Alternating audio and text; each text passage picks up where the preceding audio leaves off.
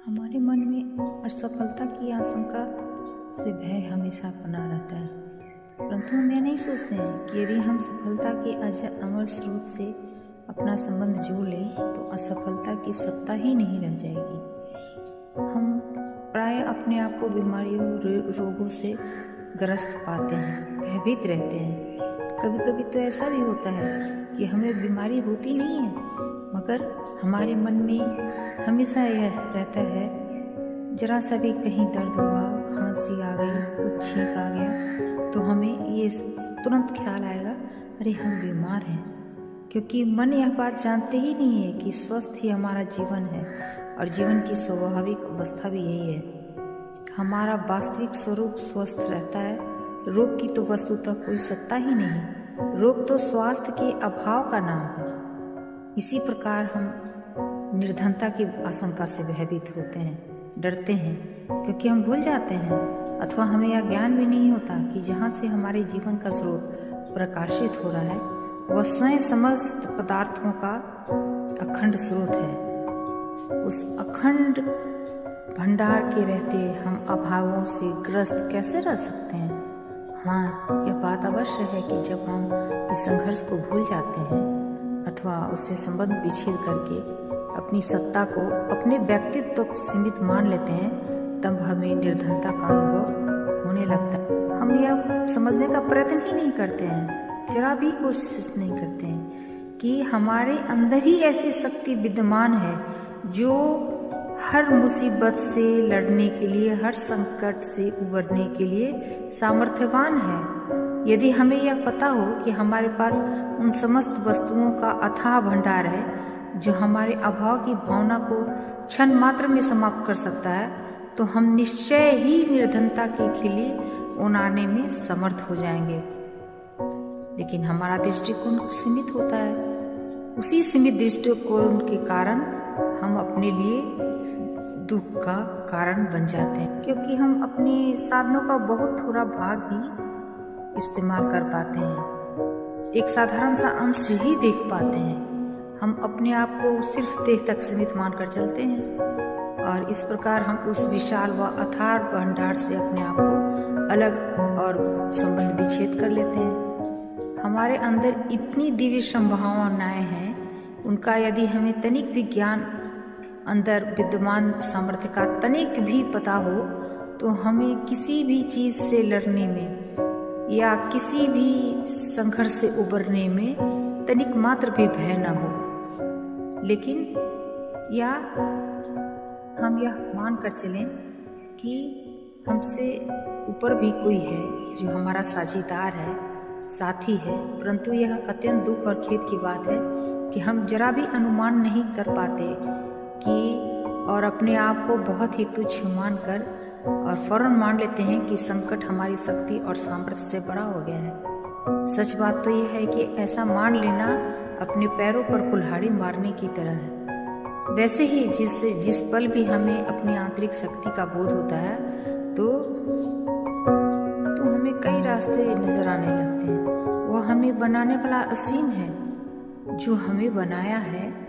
हम उसकी महानता को भूल जाते हैं और ऐसा मान कर चलते हैं कि हम अकेले हैं इस धरती पर, हमें फेंक दिया गया है सारे संघर्षों से लड़ने के लिए। हम भूल जाते हैं कि जो हमें बनाया है वही हमें संभाल भी लेगा। लेकिन हम अपने आप को सर्वथा अलग करके देखते हैं, जैसे कि हमें कोई अकेला पृथ्वी पर फेंक दिया हो कि लड़ते रहो, संघर्ष करते रहो। लेकिन अगर उसकी जगह हम यह सोच लें कि नहीं, जो हमें इस धरती पर फेंका है वही हमारी सहायता भी करेगा और हम उस हिसाब से अपने आप को ढालना शुरू करें और यह विश्वास हमेशा अपने अंदर रखें कि कोई तो है जो हमें इस संकट से उबार लेगा, तो स्थिति कुछ और ही होगी। जब हम भय को उस सर्वशक्तिमान से बड़ा मानकर उसके आगे झुक जाते हैं तो हमारा जीवन नर्क। बहुत लोग ऐसे होते हैं जिनको कोई रोग का नहीं है, लेकिन उनको रोग का वहम जीवन भर घेरे रहता है। उन्हें इस वहम से छुटकारा ही नहीं मिलता है और वो इस वहम से निकलना ही नहीं चाहते हैं। कुछ लोग मान लीजिए कोई बड़ी बीमारी से ग्रसित हैं, कोई कैंसर से, हृदय रोग से, गुर्दे के रोग से, किसी को हाथ पैर की दर्द का आशंका, मतलब किसी न किसी तरह से इंसान कष्ट उठाता रहता है। वे सदा ही संबंधित रोग के लक्षण अपने शरीर में ढूंढते रहता है। अगर नहीं भी है तो वो ढूंढता रहेगा। हमेशा वो यही सोचेगा, कहीं मेरा किडनी तो खराब नहीं हो गया, कहीं मेरा गुर्दा तो खराब नहीं हो गया, कहीं मेरा हृदय तो खराब नहीं है, कहीं मुझे कैंसर तो नहीं हो गया। जरा सा कोई कष्ट हो गया तो फौरन कहेंगे, मैं कहता था ना कि मुझे अमुक रोग है। और उनके इसी वहम की वजह से जो दवा बेचने वाले हैं उनका धंधा चलता रहता है। रोगों से संबंधित इस प्रकार के भय हमेशा सक्रिय नहीं होते, परंतु इनके कभी कभी दौड़े पड़ते हैं और इस तरह की आशंकाओं के शिकार व्यक्ति के चेतन मन को इसका ज्ञान तक नहीं होता, परंतु यह वहम और भय उनके अचेतन मन के किसी कोने में कुंडली मारे पड़े रहते हैं और इसका दुष्प्रभाव व्यक्ति के सभी मानसिक गुणों पर पड़ता है। जीवन के हर मोड़ पर हर क्षण उन्हें यह भय घेरे रहता है। मनुष्य उनके हाथों कष्ट उठाता रहता है। जो विचार हमारे मन में चलते हैं वो सत्य नहीं भी है, मगर हमारा शरीर उसकी तरफ एक्टिव होता रहता है। हमारे शरीर में उस तरह के हार्मोन बनने लगते हैं, जैसे हम सोचते हैं, जैसा हम विचार रखते हैं, और वो जहर धीरे धीरे धीरे धीरे विचारों का जहर पूरे शरीर में फैलने लगता है और बीमारी न होते हुए भी हम अपने आप को रोगग्रस्त कर लेते हैं। एक स्थान ऐसा है जहाँ निरंतर तूफान आते रहते हैं। वहाँ के लोग हर समय आकाश में तूफान आने के चिन्हों को ही खोजते रहते हैं। वे देखते रहते हैं कि कहीं लाल रंग के बादल तो नहीं छाए हुए हैं। वे देखते रहते हैं आकाश कैसा है, धुंधला या मैला तो नहीं हो रहा। वे तूफान से बचने के लिए किसी प्रकार की कोठरियां बनाते हैं। जब कभी उन्हें यह कोठरियां छोड़नी पड़ती है या वे कहीं दूर जाते हैं तो परेशान हो जाते हैं। वे वास्तव में तूफान के कष्टों की अपेक्षा तूफान आने की आशंका के कारण हजारों गुना अधिक कष्ट भोगते हैं। तूफान जब आएगा तब आएगा, लेकिन उनको पहले से ही कष्ट उठाना शुरू हो जाता है। वो पहले से ही उसकी आशंका से अपने आप को तबाह बर्बाद करना शुरू कर देते हैं। तूफान जब आएगा तो देख लेंगे, या तूफान जब आएगा तो हम लड़ेंगे, ये भावना उस वक्त नहीं होती। उसकी आशंका ही उनको कष्ट देना शुरू हो जाती है। एक समय वो भी था जब लोग आकाश से गिरने वाली उल्का से भयभीत रहते थे। उस समय पीर लोग एक जादुई डंडा बेचते थे। उनके कथनानुसार डंडा पास में रहने से बिजली का व्यय नहीं रहता था। इस जादुई डंडे के मुंह मांगे दाम उनको मिल जाते थे। पीर जनता के भय की भावना का नाजायज लाभ उठाते थे और खूब रुपया बटोरते थे।